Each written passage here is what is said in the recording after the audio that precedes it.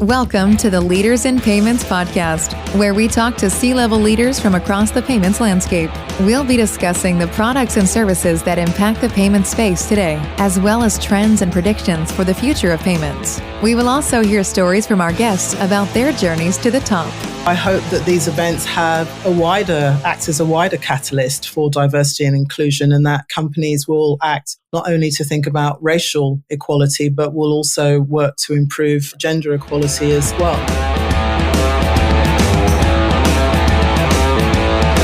That was Paulette Rowe, the CEO of Integrated and Ecommerce Solutions for Paysafe. She's our special guest this week as we celebrate Women Leaders in Payments Month, sponsored by Paysafe. I'm your host, Greg Myers, and in this episode, I talk with Paulette about her unique background from engineering to forming a startup to Facebook and to a few stops in between. She also shares her insights and perspectives on racial and gender equality. The events going on in the world today are putting a spotlight on this topic, from Main Street to the boardroom.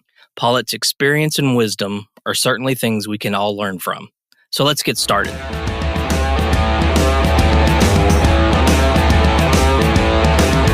Hi, Paulette. Thank you for being here and welcome to the Leaders in Payments podcast. And more specifically, thank you for participating in the Women Leaders in Payments Month. Thank you. Thank you very much for inviting me, and many thanks to everyone who's taken the time to listen in. All right, so let's just dive in. Tell our audience about your role today, and then we'll rewind and talk about your journey to where you are now. Okay, yes. So I'll keep the introduction brief. My title is CEO of Integrated and Ecommerce Solutions at Paysafe. Paysafe is a leading specialized payments group company. We enable businesses and consumers around the world to connect and transact via our payment processing, digital wallet, card issuing, and e-cash solutions. And my bit of that puzzle is the integrated and e-commerce space. So pretty much everything that's card not present, running a team or teams that stretch from Europe in Vienna, UK to Canada and to the US as well. Okay, great. Oh, go ahead if you have more.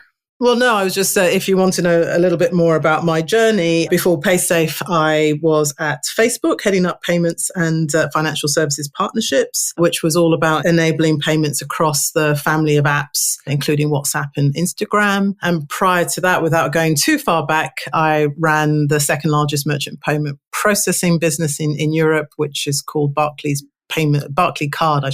payment solution. And in fact, Barclaycard was my first proper payments role. So up until then, I would probably describe myself more as a retail banker covering, the usual stuff, loans, mortgages, savings, current accounts, and small business. Okay. We'll dive a little bit deeper into each of those in just a minute. Let's start with where you grew up and what was your life like when you were growing up? So I'm a Londoner. There's two of us. I'm the eldest, two sisters. I enjoyed going to school. My 17-year-old nephew who lives with me, I'm his guardian, doesn't say the same. So we have interesting conversation. I enjoyed school and I was probably a bit more of a class SWAT. I was reasonably academic, which was sort of fun because, as a tall black girl, it took a while, I think, for the teachers in my school to realize that I was terrible at athletics. And that wasn't, I wasn't going to fulfill their stereotype. But actually, until I was about 16, I was very much into writing. I read lots of books. I enjoyed writing. I was thinking about pursuing an acting career. But then at 16, I think I surprised everyone by deciding to study maths and sciences, which meant I had to transfer to a boys' school. And ridiculous that I needed to, but I needed to. And then after, when you take those sorts of subjects, I went on to read mechanical engineering at university, where I ended up being the only woman in my class. So I guess you could say I've been adapting to being, adjusting to holding my own in a male environment from a pretty early age.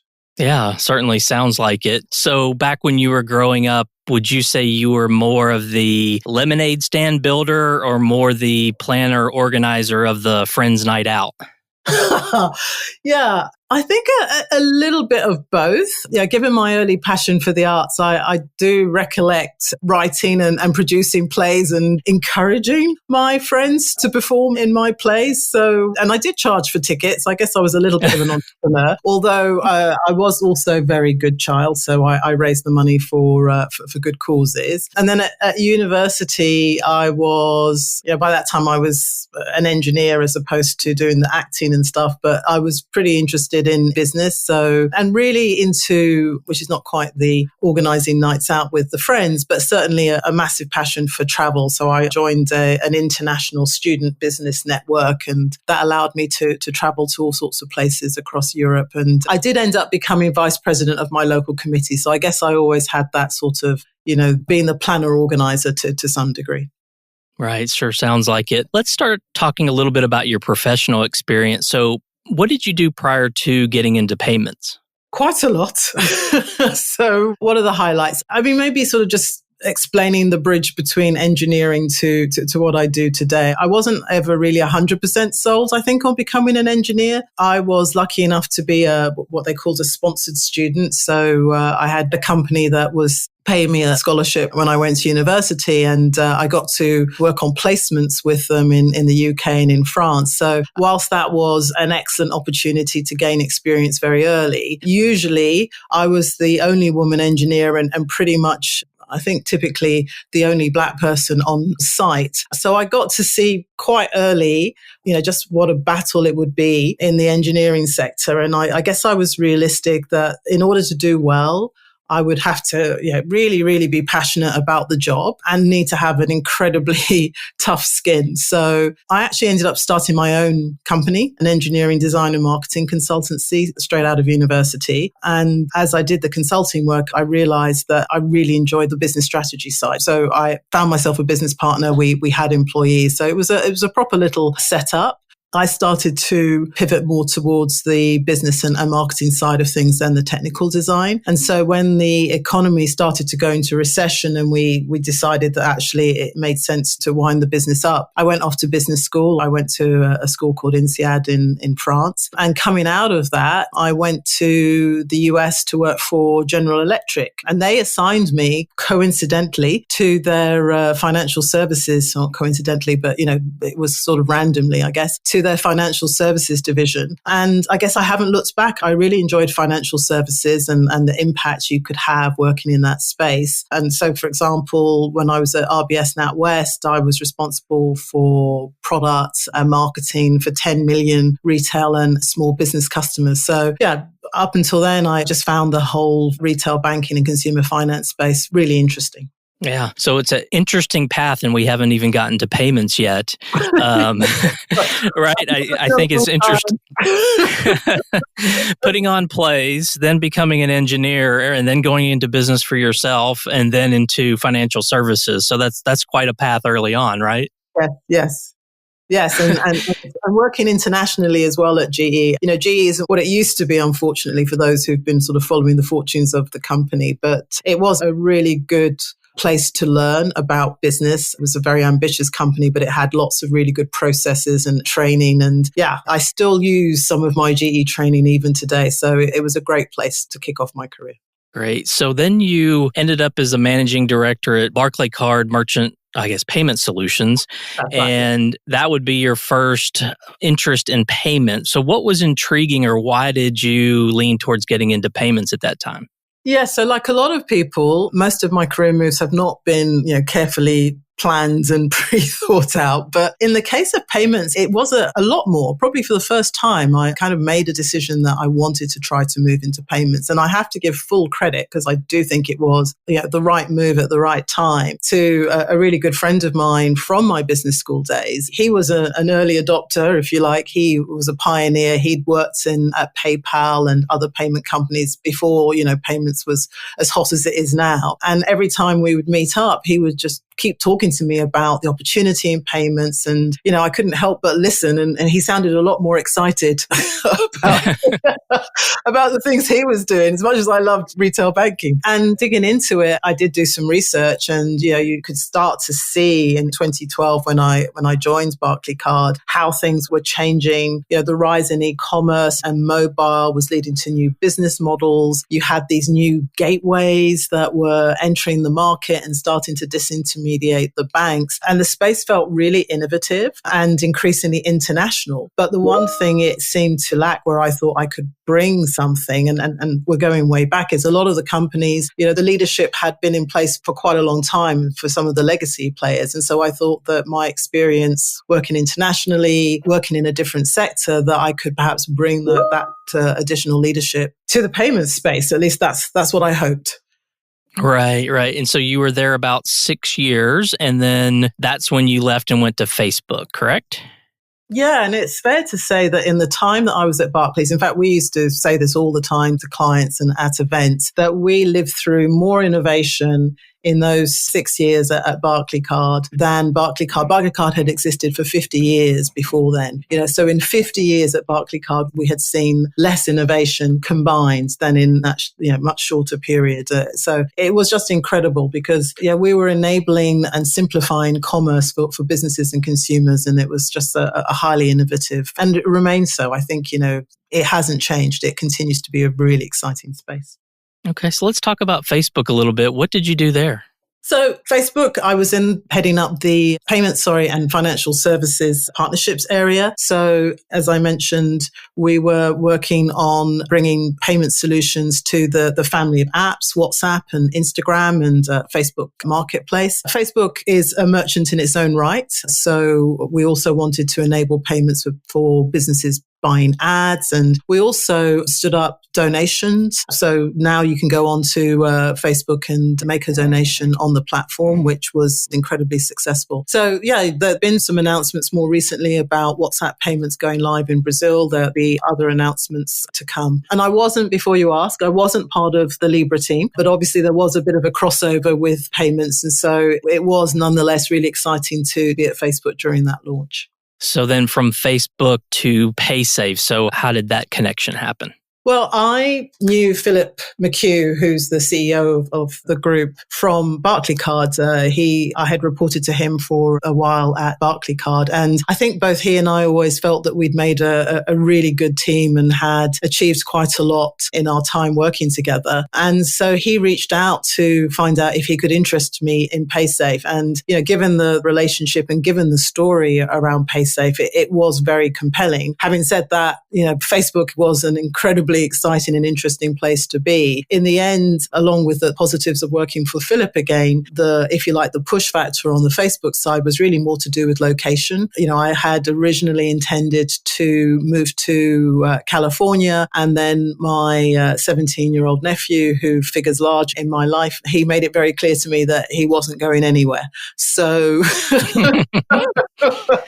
So that decision was made. So that decision was made for me. And actually, I'm really pleased. That was probably just that final little push that I needed to say, okay, let's go for it. Let's go be part of the Paysafe adventure. Great. So that brings us to today. And obviously, you've been very successful throughout your career. What would you say are some of your guiding principles? Well, I do, speaking about my nephew earlier, I do say to him that I'm always really glad that I went the maths and engineering route, because it hones your ability to not only problem solve, but to connect dots. And I think that's not so much a guiding principle, but that's something that I feel I do really well. And when you're working in a group that has all of the sorts of assets that we have at Paysafe, the variety of assets, already I can sort of see ways in which I can help bring those assets together to ensure that we have even better solutions for our merchants and customers. But I said also that my time at GE was just a great training experience. And at GE, we always used to talk about the 4 E's that came from Jack Welch, who'd been the CEO there. And they are energy, execution, energize, and edge. And anyone who knows me or has worked with me will know that I always talk about the first E's and the 4 E's, and the first 2 are pretty obvious, in terms of energy and execution. But yeah, people sometimes forget you need to be able to energize others so that they follow your vision, and energize them to make things happen for themselves, energize people so that they are empowered to move things forward. And Edge is all about making those tough calls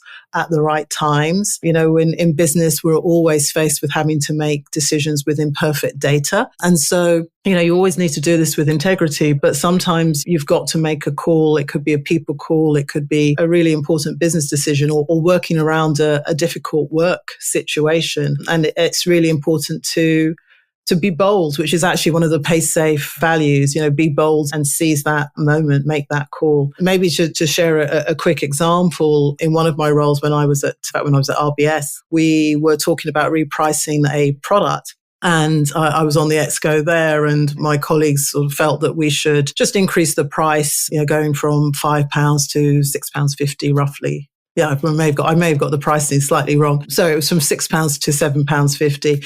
But I wanted to introduce some new statistically based methods for repricing. It was all a little, new and trendy as far as they were concerned. But, I stuck with it, and in the end was able to revamp the product using the data from the statistical testing that we did. And rather than moving to £7.50, we moved to £9, and that allowed us to generate an additional £45 million a year for the business, but also have happier customers. It can be done.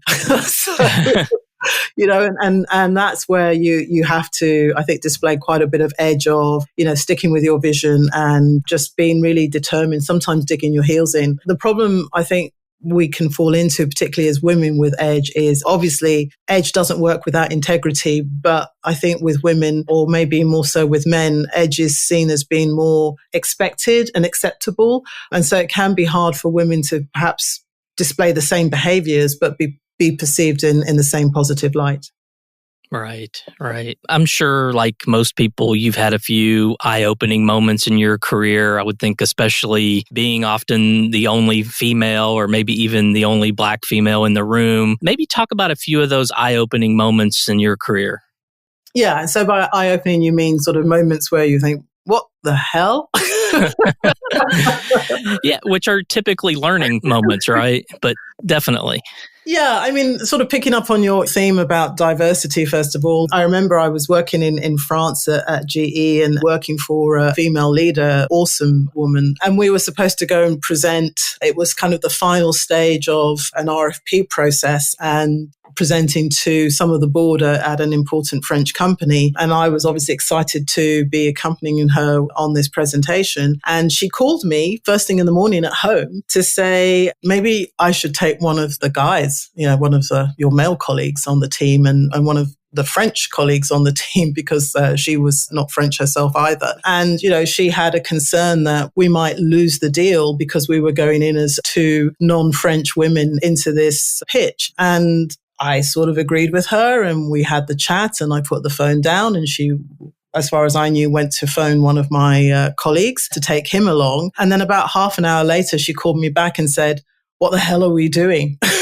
If we're doing this to ourselves, what hope do we have? And so, yeah, that was a real learning moment in terms of if you can't bet on yourself, if you don't have that self-belief that, and also in some ways believing that the other side, believing in positive intent on the, as far as those board members were concerned, why did we assume that they wouldn't give us the time of day because we didn't look like them, or we weren't we weren't French? And in fact, the whole presentation went really well. But that stayed with me because there was it was almost, I don't know if you've seen the film Sliding Doors, but it felt like a sliding doors moment where, the outcome could have been so different had she and I not, if we had made that call to say, we need one of the guys to come in and bail us out of this presentation. Right. Any other examples? Yeah, I can think of two more, but maybe one where I was at GE and I hadn't had the chance, unsurprisingly, to meet Jack Welch. And so I was in the US and I was invited to an event. I was actually working in France at this time where Jack was speaking. It was an internal event. And afterwards, everybody was queued up to, do the press the flesh with the CEO. And I sort of thought, well, I'm not sure this is for me. It's a really long line. And then I thought, well, you're probably the only person who's traveled as far as you have to be at this event. So why not? And so when he got to me and asked me where I was from, and I said I was working in France, he was, I guess, I was a little more interesting than some of the other conversations. And he started firing questions at me about the business and my thoughts about what could be done. And so I answered the best way I could. And at the end, he said, you should go work for this guy that I've just hired. And it was just a crazy moment. And I said, thank you. And I finished my business in the US and I flew back to France. And I was sat in my office in France thinking, should I? Should I call this guy? I think his name was Dan, and I called him and didn't get through. And I left a voicemail. I was like, hey, Dan, you don't know me, but I met Jack Welch and he said I should come work for you. And kind of very long story short, he called me back and said, no, Jack doesn't do this on a regular basis. So, obviously we need to meet you and interview you, but let's talk. And I ended up working in his org, not directly for him. I went to work because I wanted to work in a business rather than in head office. But yeah, as a result of that, I ended up moving back to the US, taking on a new role within GE. And, the learning moment for me is, those sort of career moments that you don't necessarily realize are at the time, but how important it is to seize those opportunities. It would have been very easy for me to, I think, I sort of went back thinking, oh, that was just a joke. I shouldn't follow it through. But again, it's back to betting on yourself and grabbing every opportunity you can. Sure, absolutely. So let's dive into women leaders in payments. So specifically in the payments ecosystem, how do you think we're doing? What letter grade would you give us as an industry? I think it's hard to, as well. I'm not sure about a letter, but yeah, when you're in a meeting where you're the only woman and there are 19 men, it is really hard to believe that one chromosome or whatever it is can make such a difference. And there are some seriously impressive women in senior roles in payments. Many of them I consider to be mentors and friends. But clearly, if I were to give a grade, it wouldn't be a very high grade because there just aren't anywhere near enough. So yeah, I think some of it's to do with the way payments has evolved. There's been a lot of rapid growth. And so hiring has happened often through people's informal networks, which unintentionally, I'm sure, has ultimately favored moving men into some of those top jobs. And of course, there are simply fewer women in certain roles, especially on the engineering and product side, because of, more wider social factors. But yeah, I still think nonetheless, it's even for women who are brought into payments, it still seems too challenging to move up the ranks and really be given an opportunity to make the impact that I think they should and could be making. Sure. So as an industry, what do you think we could do better, or what should we be doing differently than what we're doing today? I think when, it can't be left to chance. And by that, I mean, I think companies have to be purposeful. They have to set goals. You have to listen to the women in the organization in terms of what are the challenges that they see, what are the things that are getting in the way, training, talking about bias, unconscious bias. And also, that's about sort of growing women from within. One of the things that we're doing at Paysafe, for example, is making sure that whilst we also have fewer women at some of the more senior levels, making sure that on training courses we have equal representation of men and women, because that will help women start to fast track through the organization. I think also it's about taking a chance on bringing women in from other sectors. Payments is complex, yes, but it's not rocket science. I myself, as I've shared, moved from retail banking into payments. I hadn't worked in merchant acquiring. I hadn't, I was new to the world of gateway, etc. But interestingly, I was hired by a woman. And, I wonder how much that helped in my case, that she was willing to take that chance. Sure. So some of these changes that you talked about, being more purposeful, training, taking a chance, those types of things, when and how do you think as an industry we make that happen? Well, I think just given current events, the horrible and killing of George Floyd and the protests that have followed, that I think has compelled many companies to reassert their commitment to racial equality and diversity and recognize that, we've not come as far as many people perhaps assumed. And, I'm hopeful that this is an historic turning point in the fight for equality and the fight for equality for Black people. But I am also obviously female. And so I hope that these events act as a wider catalyst for diversity and inclusion, and that companies will act not only to think about racial equality, but will also work to improve gender equality as well. And I think one of the things that has happened more recently in the UK, which is undoubtedly going to help, not specifically in payments, but I think payments companies should be looking at this, is more women on boards. I serve on a FTSE 100 board, where I'm one of 3 female non-executive directors. And, we've actually got a good board and a great CEO. But nonetheless, having women on the board means that we can, and you shouldn't have to have a woman on the board for this to happen. But let's face it, if there are women on the board, they're more likely to hold the company to account and ask questions. But also, we provide a lot of support and mentoring for some of the senior women in the organization. And I think because payment companies, because of the speed at which companies grow, because they're often not necessarily under the scrutiny of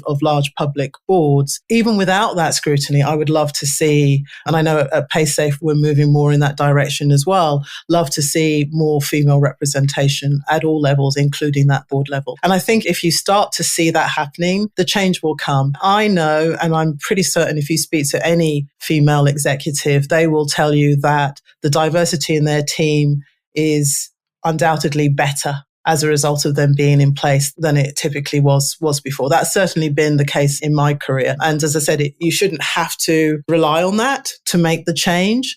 But it's definitely a virtuous circle. If you can get more women in leadership positions, you'll get more women moving through the ranks. Yeah, absolutely. And so this next question really goes back to people coming into the industry. Back when I started 15 years ago, I sort of just fell into the industry. But now I think payments and fintech has really become an attractive industry. And I think people coming out of college, especially young women, what would your advice be to them if they're coming out of college or maybe even a career change and they're looking at the payment industry as a young woman? What would your advice be to them so that they could be successful? And then to your point, over time, move up through the ranks. But what would your advice to them, what would it be?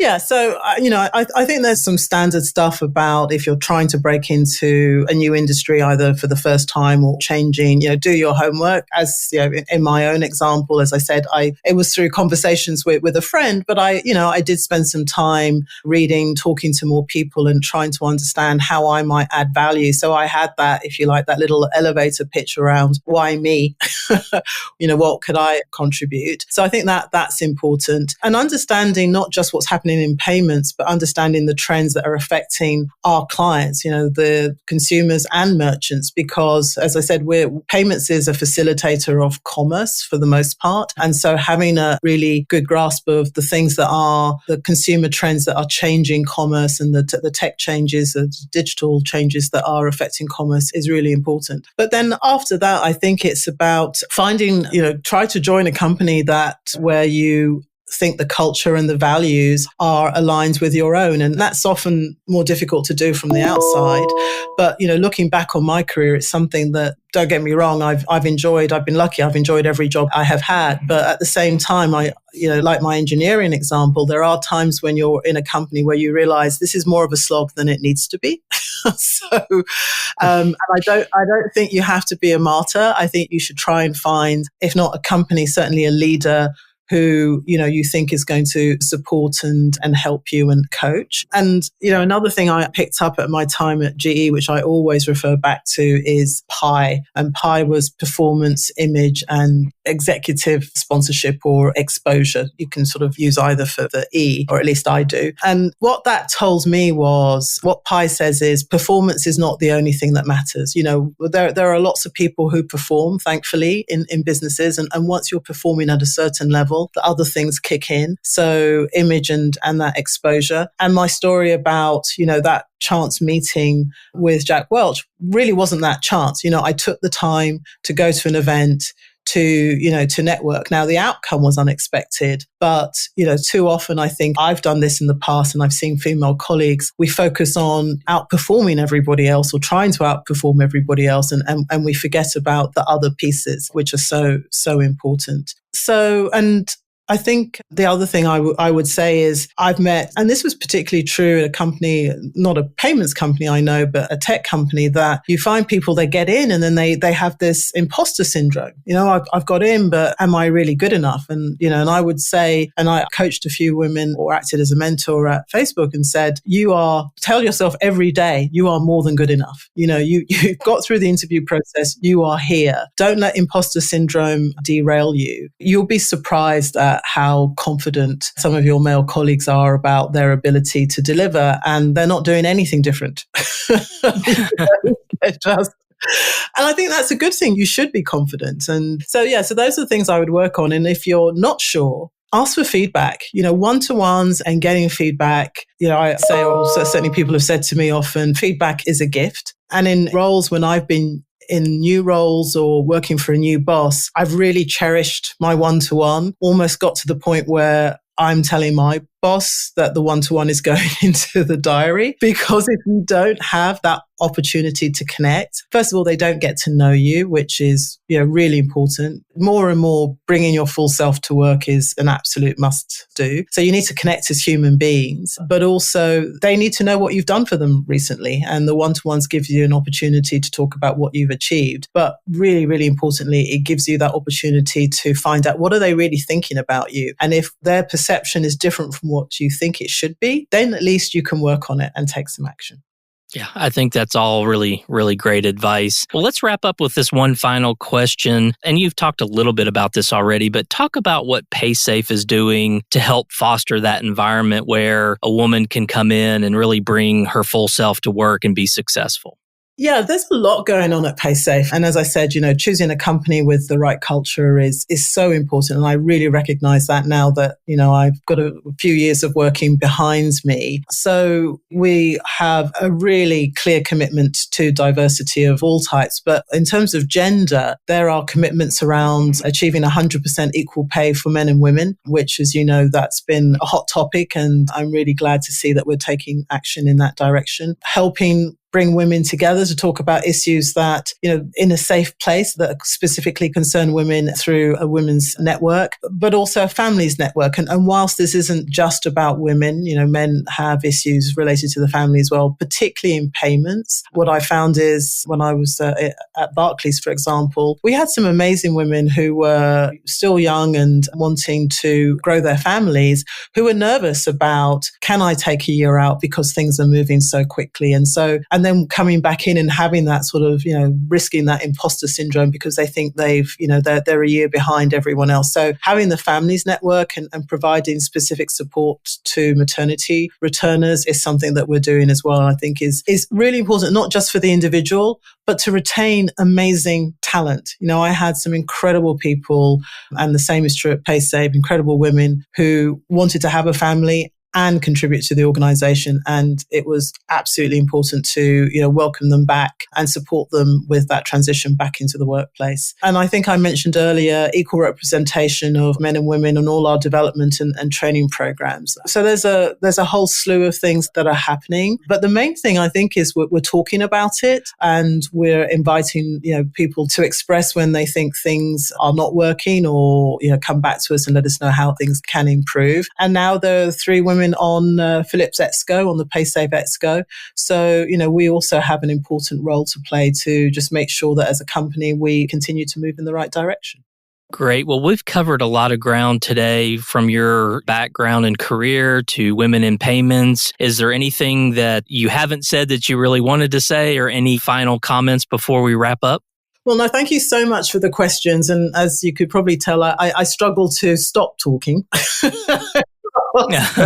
They were great questions and, lots of potential experiences to share. But in terms of getting more women to come into payments, I would absolutely say, go for it. It's actually super important. I believe passionately in the fact that diverse teams lead to better outcomes for customers, for colleagues, and, helps the bottom line. So, if you're thinking about it, do it, network, find people who can help you in. It's actually been a long time since I've actually applied for a job, if you see what I mean. Most of my roles, pretty much my last, 3 or 4 roles have come through people knowing, me knowing people and people knowing me and making those connections. So, back to that pie model. Yes, your track record speaks for itself, but make sure you have those connections within the payment sector. And, it's a fun career. And I hope to see many, many more women joining the business.